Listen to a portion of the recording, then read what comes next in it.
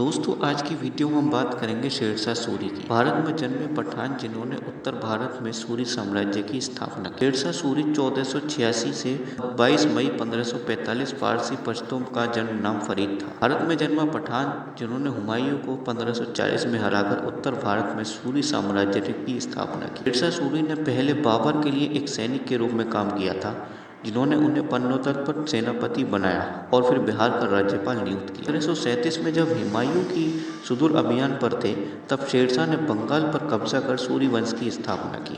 सन 1949 में शेरशाह को चौसी लड़ाई में हुमायूं का सामना करना पड़ा।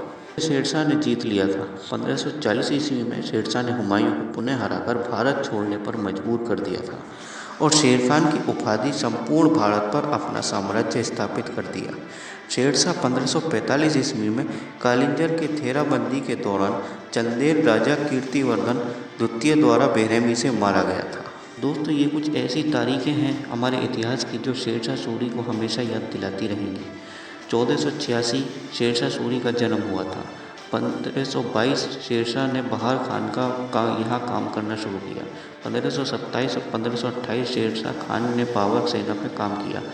1539 शेरशाह खान ने हुमायूं को चौसा में परास्त किया।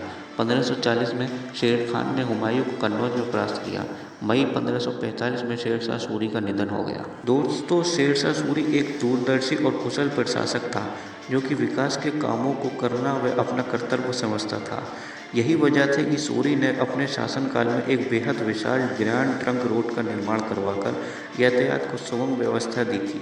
आपको बता दें कि सूरी दक्षिण भारत को उत्तर राज्यों से जोड़ना चाहते थे, इसलिए उन्होंने इस विशाल रोड का निर्माण कराया था। ग्रैंड ट्रंक रोड बहुत पुराना है। प्राचीन काल में इसे उत्तरापथ कहा जाता था। ये गंगा के किनारे बसे नगरों को पंजाब से जोड़ते हुए खैबर दर्रा पार करती हुई अफगानिस्तान और केंद्र तक जाती थी। मौर्य काल में बौद्ध समाज का प्रसार इसी पथराव के द्वारा माध्यम से कराया जाता था। यूँ तो यह मार्ग सदियों से इस्तेमाल होता रहा है, लेकिन 16वीं शताब्दी में दिल्ली के सुल्तान शेरशाह सूरी ने इसे पक्का करवाकर दूरी से मापने के लिए जगह जगह पर पत्थर लगवाए, छायादार पेड़ लगवाए, राहगीरों के लिए सराय बनवाई और चुंगी की व्यवस्था की। ग्रैंड ट्रंक रोड कोलकाता से पेशावर पाकिस्तान तक लंबी है। मध्यकालीन भारत के सबसे सफल शासकों में से एक शेरशाह सूरी ने अपना शासनकाल में भारत में पोर्टल विभाग की विकसित किया था। उन्होंने उत्तर भारत में चल रही डाक व्यवस्था को दोबारा संगठित किया था, ताकि लोग अपने संदेशों को अपने करीबी और परिचितों को भेज सकें। एक शानदार रणनीतिकार शेरशाह ने खुद को सक्षम सेनापति के साथ ही एक प्रतिभाशाली प्रशासक भी साबित किया। 1540 से 1545 में अपने 5 साल के शासन के दौरान इन्होंने नई नगरीय और सैन्य प्रशासन की स्थापना की, पहला रुपया जारी किया, भारत की डाक व्यवस्था को पुनः संगठित करके अफगानिस्तान में काबुल से लेकर बांग्लादेश के चटवान के ग्रैंड ट्रंक रोड को बनवाया। साम्राज्य के उनके पुनर्निर्माण के बाद मुगल साम्राज्य के लिए एक मजबूत नवीन रखी, विशेषकर हुमायूं के बेटे अकबर के लिए। सूरी द्वारा बनाई गई ये विशाल रोड बांग्लादेश से होती हुई दिल्ली और वहां से काबुल तक होकर जाती थी। वहीं इस रोड का सफ़र आरामदायक बनाने के लिए शेरशाह सूरी ने कई जगहों पर कुएं, मस्जिद और विशालगृहों का निर्माण कराया था। इसके अलावा शेरशाह सूरी ने यातायात को सुगम बनाने के लिए कई जगहों पर नए रोड जैसे आगरा से जोधपुर, लाहौर से मुल्तान और आगरा से बहरानपुर तक समेत कई सड़कों का निर्माण कराया था। शेरशाह की कुछ मुख्य उपलब्धियां अथवा सुधार इस प्रकार हैं। 3 धातुओं की सिक्का प्रणाली जो मुगल की पहचान बनी, वो शेरशाह द्वारा ही शुरू की गई थी। पहला रुपया शेरशाह के शासन में जारी हुआ था, जो आज का 1 रुपये के अद्भुत है। रुपया आज Bharat, Pakistan, Nepal, Sri Lanka, Indonesia, Mauritius, Maldives, Seychelles राष्ट्रीय मुद्रा के रूप में प्रयोग किया जाता है। ग्रैंड ट्रंक रोड का निर्माण कराया, जो उस समय सड़क आजम व सड़क बादशाही के नाम से जानी जाती थी। डाक प्रणाली का विकास, जिसका इस्तेमाल व्यापारी भी कर सकते थे। यह व्यापार और व्यवसाय के संचार के लिए यानी गैर राज्य प्रशासन के लिए प्रयोग किया जाने वाली डाक व्यवस्था का पहला ज्ञात रिकॉर्ड था। दोस्तों शेरशाह का जन्म पंजाब के होशियारपुर नगर से बड़वाड़ा नामक स्थान पर हुआ था। उनका असली नाम फरीद था, पर वो शेरशाह के रूप से जाने जाते थे, क्योंकि उन्होंने कथित तौर पर क्रमकुर्क में अकेले ही एक शेर को मारा था। उनका कुल नाम सूरी उनके गृह नगर सुर के लिए लिया गया था। उनके दादा इब्राहिम खान सूरी नारनौल क्षेत्र में एक जागीरदार थे, जो उस समय के दिल्ली के शासकों को प्रतिनिधित्व करते थे। उनके पिता पंजाब में एक अफ़गान रईस जमाल खान की सेवा में थे। शेरशाह के पिता की 4 पत्नियां थीं, जिसमें 8 बच्चे प्राप्त हुए थे। शेरशाह को बचपन के दिनों में उनकी सौतेली माँ बहुत सताती थी, तो उन्होंने घर छोड़कर जौनपुर में पढ़ाई की।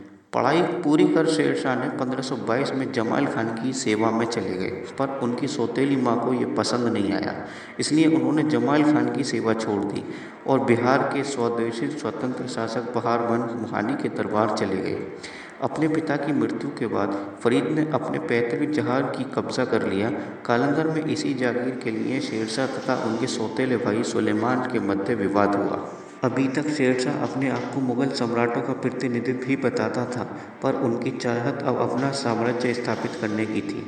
शेरशाह ने बढ़ती हुई ताकत को देखकर अधिकतर मुगल और अफगान सेनाओं में की जून 1549 ईस्वी में बक्सर के मैदानों में भिड़ंत हुई। मुगल सेनाओं पर भारी हार का सामना करना पड़ा। इस जीत के शेरशाह का साम्राज्य पूर्व असम की पहाड़ियों से लेकर पश्चिम में कन्नौज तक बढ़ा दिया। अब अपने साम्राज्य को वैध बनाने के लिए उन्होंने अपने नाम के सिक्के को चलाने का आदेश दिया। यह मुगल सम्राट हुमायूं को खुली चेतावनी थी।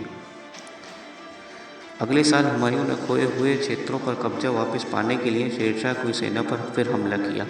इस बार कन्नौज पर प्रोत्साहित और बुरी तरह से प्रतिष्ठित हुमायूं की सेना 15 मई 1540 शेरशाह की सेना हार गई।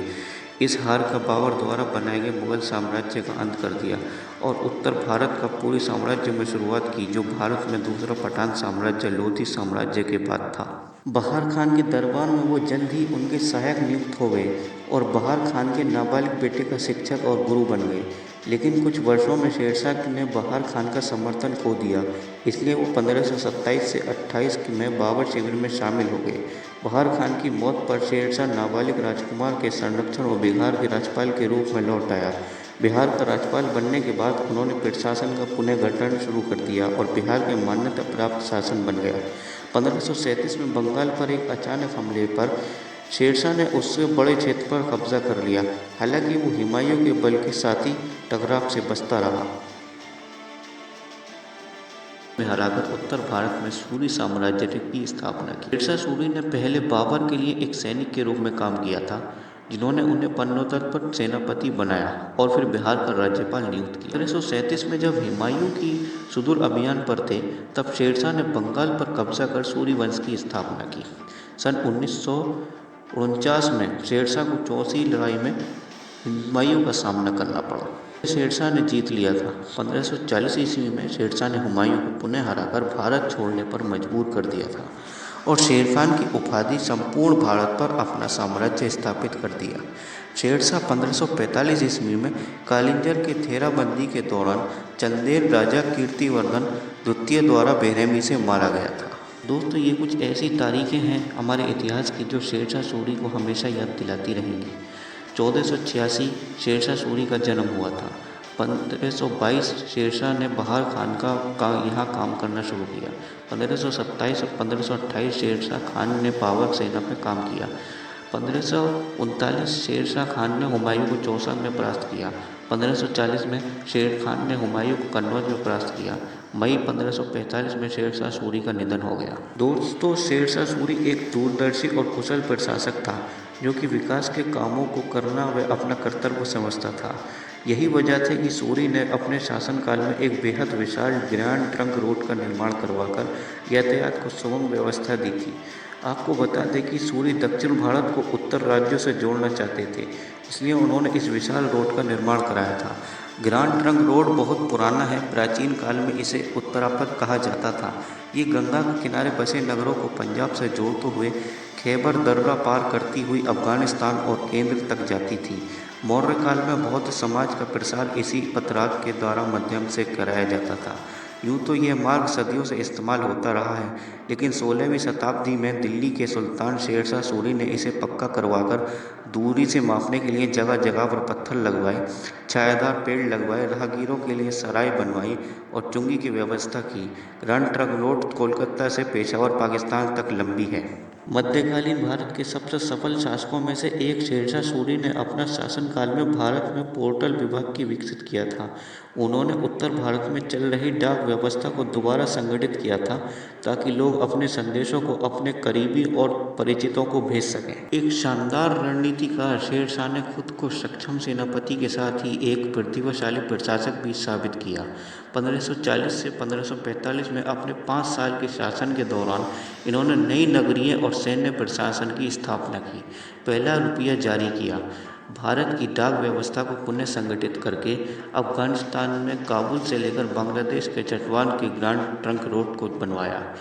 साम्राज्य के उनके पुनर्निर्मित के बाद मुगल साम्राज्य के लिए एक मजबूत नवीन रखी, विशेषकर हुमायूं के बेटे अकबर के लिए। सूरी द्वारा बनाई गई ये विशाल रोड बांग्लादेश से होती हुई दिल्ली और वहां से काबुल तक होकर जाती थी।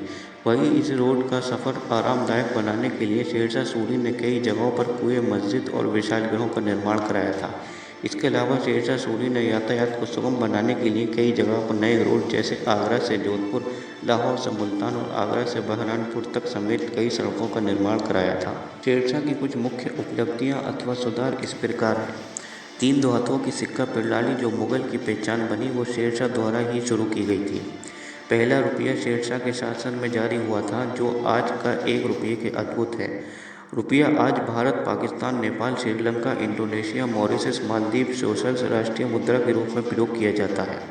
ग्रांड ट्रंक रोड का निर्माण कराया जो उस समय सड़क आजम व सड़क बादशाही के नाम से जानी जाती थी। डाक प्रणाली का विकास जिसका इस्तेमाल व्यापारी भी कर सकते थे। यह व्यापार और व्यवसाय के संचार के लिए यानी गैर राज्य प्रशासन के लिए प्रयोग किया जाने वाली डाक व्यवस्था का पहला ज्ञात रिकॉर्ड था। दोस्तों, शेरशाह का जन्म पंजाब के होशियारपुर नगर से बड़वाड़ा नामक स्थान पर हुआ था। उनका असली नाम फरीद था, पर वो शेरशाह के रूप से जाने जाते थे क्योंकि उन्होंने कथित तौर पर क्रमकुर्क में अकेले ही एक शेर को मारा था। उनका कुल नाम सूरी उनके गृहनगर सुर के लिए लिया गया था। उनके दादा इब्राहिम खान सूरी नारनौल क्षेत्र में एक जागीरदार थे जो उस समय के दिल्ली के शासकों को प्रतिनिधित्व करते थे। उनके पिता पंजाब में एक अफगान रईस जमाल खान की सेवा में थे। शेरशाह के पिता की 4 पत्नियां थीं जिसमें 8 बच्चे प्राप्त हुए थे। शेरशाह को बचपन के दिनों में उनकी सौतेली माँ बहुत सताती थी तो उन्होंने घर छोड़कर जौनपुर में पढ़ाई की।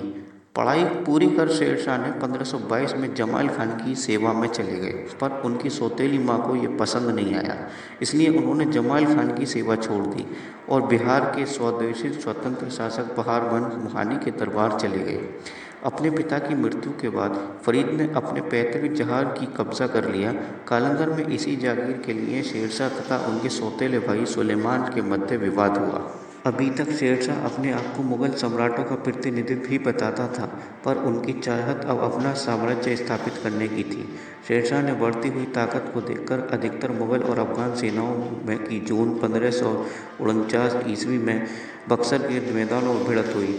मुगल सेनाओं पर भारी हार का सामना करना पड़ा। इस जीत के शेरशाह का साम्राज्य पूर्व असम की पहाड़ियों से लेकर पश्चिम में कन्नौज तक बढ़ा दिया। अब अपने साम्राज्य को भेद बनाने के लिए उन्होंने अपने नाम के सिक्के को चलाने का आदेश दिया। यह मुगल सम्राट हुमायूं को खुली चेतावनी थी। अगले साल हुमायूं ने खोए हुए क्षेत्रों पर कब्जा वापस पाने के लिए शेरशाह की सेना पर फिर हमला किया।